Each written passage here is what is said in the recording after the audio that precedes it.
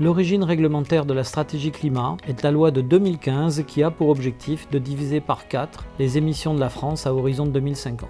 Elle est reliée par le plan climat de 2017, dont l'objectif est la neutralité carbone à la même échéance. Le premier est d'encourager la sobriété énergétique et vise à baisser de 15 à 20% les consommations d'énergie primaire par rapport à la précédente RT 2012. Le deuxième consiste à diminuer l'impact carbone des bâtiments neufs en recourant aux énergies renouvelables et à l'usage de matériaux biosourcés. Enfin, cette nouvelle réglementation environnementale impose une amélioration du confort d'été. D'autres outils existent également dans la stratégie bas carbone française, comme par exemple le décret tertiaire, dont l'objectif est de diminuer de 40% la consommation énergétique de ce secteur d'ici à 2030.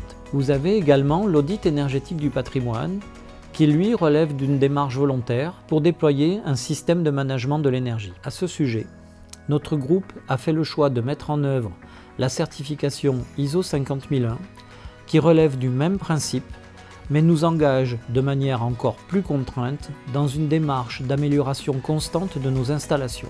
Enfin, la promotion du plan de sobriété énergétique pousse au changement de comportement, le nôtre en tant que bailleur, celui de nos collaborateurs, mais également celui de nos clients locataires. Avec notre politique de transition écologique, on cherche à donner à nos clients les opportunités leur permettant d'être acteurs à nos côtés face aux grands défis de ce siècle, notamment autour du changement climatique. Et pour cela, nous voulons saisir toutes les opportunités autour de la transition écologique pour les intégrer dans nos différents métiers.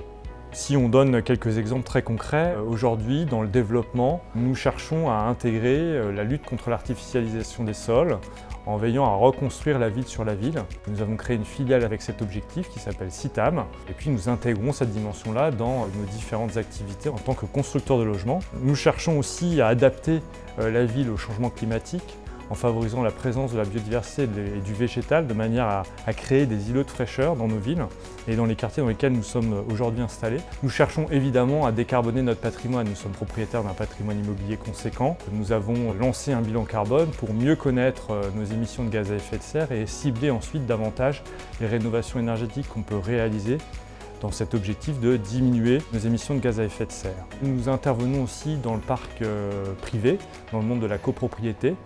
Et nous cherchons à trouver des synergies aussi entre la rénovation énergétique de ces copropriétés et le développement de notre propre groupe. Et donc l'interdiction des locations des passoires thermiques demain, ça peut être aussi un terrain d'opportunité pour le groupe afin de concilier à la fois la rénovation énergétique des quartiers et des villes et en même temps son propre développement. Nous souhaitons construire un plan climat et biodiversité 2030 autour de 5 grandes briques. La première, c'est celle qui porte sur la sobriété évidemment dans les ressources foncières. Nous avons parlé de la lutte contre l'artificialisation des sols, la sobriété dans les usages de l'eau, la sobriété aussi dans l'utilisation des matériaux, par exemple à travers l'économie circulaire, le fait de pouvoir être davantage présent sur des logiques de déconstruction, reconstruction, d'utilisation de matériaux, donc autour de l'économie circulaire. Et à ce titre, nous travaillons avec 2 intercommunalités en Seine-Saint-Denis dans le cadre de ces approches en économie circulaire, notamment sur Noisy-le-Sec, la Barre-Baudelaire et puis les Francs-Moisins à Saint-Denis. La deuxième brique porte sur la performance énergétique de notre patrimoine. Nous avons une certification ISO 50001 du côté de Logirep et 3 Moulins Habitat.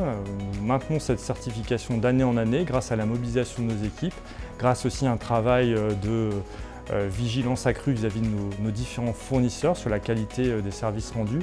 Et nous réfléchissons à élargir cette certification ISO 50001 sur la performance énergétique dans d'autres de nos sociétés qui interviennent sur le logement social. Troisième brique sur la construction et la réhabilitation bas carbone. Nous avons fait du hors-site une de nos priorités en la matière parce que le hors-site a le mérite d'utiliser des matériaux bas carbone d'une part, mais aussi d'avoir des procédés peu énergivores qui sont très économes en ressources et puis qui ont d'autres avantages, le fait de réduire les nuisances de chantier pour les riverains et donc d'améliorer l'acceptabilité des projets. La quatrième brique, elle porte sur la biodiversité et le confort d'été. Évidemment, en tant que grand propriétaire, on a tout un travail à faire sur la végétalisation de notre patrimoine, comment on amène davantage de végétal sur nos constructions, notre parc existant, comment aussi on réduit son artificialisation, comment on peut améliorer la gestion des eaux pluviales, mais aussi gérer de manière plus écologique nos espaces verts. La dernière brique, elle porte sur la transition écologique dans les territoires. Nous sommes présents dans de nombreuses communes et nous pensons pouvoir être des partenaires des collectivités locales dans leur politique de transition écologique. Je prends deux exemples. Le premier, c'est la décarbonation de notre patrimoine. On peut travailler activement avec les collectivités locales qui pourraient avoir par exemple un projet de réseau de chauffage urbain. On peut aussi favoriser le développement des énergies renouvelables sur notre propre parc et puis on peut également favoriser la transition vers la mobilité électrique en installant des bornes de recharge de véhicules électriques sur nos propres places de stationnement. Ce plan Climat et Biodiversité 2030 s'inscrit pleinement dans notre projet d'entreprise Cœur Habitat. Un des 6 engagements de ce projet d'entreprise est consacré à la transition écologique. Notre COMEX a décidé qu'il se concrétiserait par une priorité claire, celle de mettre le plan climat et biodiversité au cœur de toutes nos activités. Construire, rénover, gérer et exploiter.